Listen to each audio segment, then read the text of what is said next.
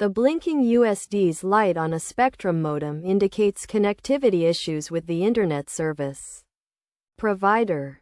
Several common causes can lead to this issue, including a faulty splitter, loose or faulty cable connections, a faulty modem, or ISP outages. To resolve the problem, start by inspecting the splitter and removing it to connect the coaxial wire directly to the modem.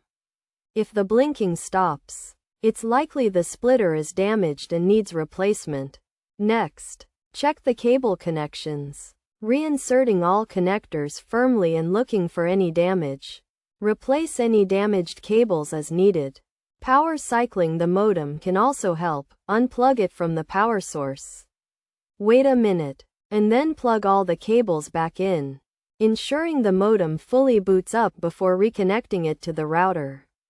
Finally, visit the internet service provider's website to check for outages or scheduled maintenance, and wait for the connection to be restored if necessary.